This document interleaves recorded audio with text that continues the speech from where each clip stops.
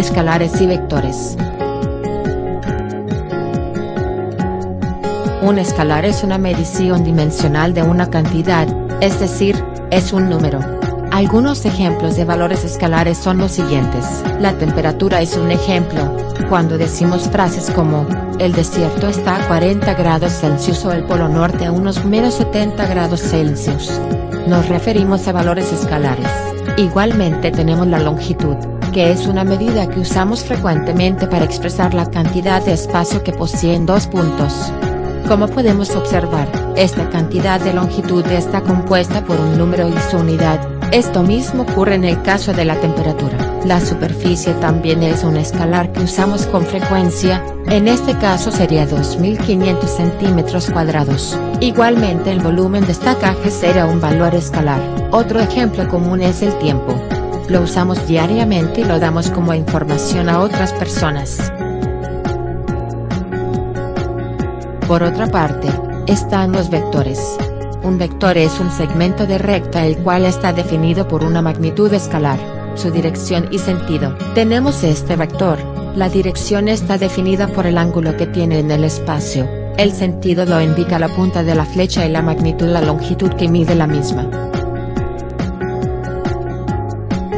Definiremos cómo se compone un vector, esto se refiere a cómo el vector se proyecta en el espacio. Para esto usaremos un eje de coordenadas y, x y z. Es importante saber sus componentes ya que con esto describiremos el vector completamente. Considere un vector A, este estará definido en el plano XY, es decir, la proyección de z es 0. Y forma un ángulo con respecto al eje positivo X. Ese vector se puede definir como la suma de otros dos vectores. La proyección en X que la llamaremos a X y la proyección en Y que será a Y. Formando un triángulo rectángulo en el cual se define la proyección a Y como el vector A por el seno de θ y la proyección X como el vector A por el coseno de θ. Algunas propiedades de los vectores. Igualdad de dos vectores. Dos vectores serán iguales si ambos tienen la misma magnitud y apuntan en la misma dirección, por ejemplo estos vectores de magnitud iguales y paralelos. Gracias a esta propiedad es posible trasladar los vectores en el espacio.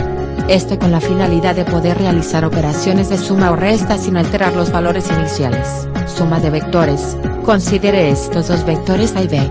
La forma gráfica para sumar estos dos vectores, A más B, será trazar un vector desde la cola de A hasta la punta de B.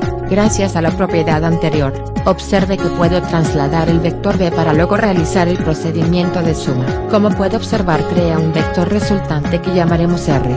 Si tuviéramos muchos vectores, la suma gráfica sería trazar un vector con origen en la cola del primer vector a sumar, hasta la punta del último vector, como se muestra en el dibujo.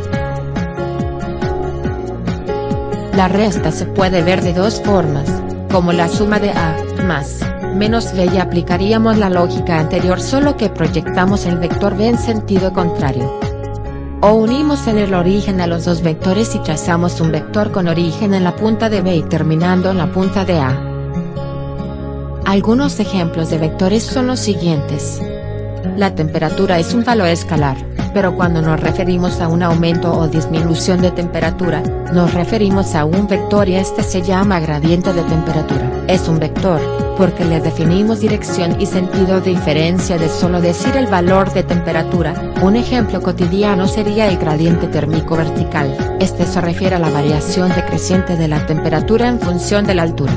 Por ejemplo, el valor térmico vertical de la troposfera es de 6 grados por kilómetro. La velocidad y aceleración del taxi son vectores ya que su información nos indica sentido, dirección y magnitud de la misma. Otro buen ejemplo de vector es la fuerza.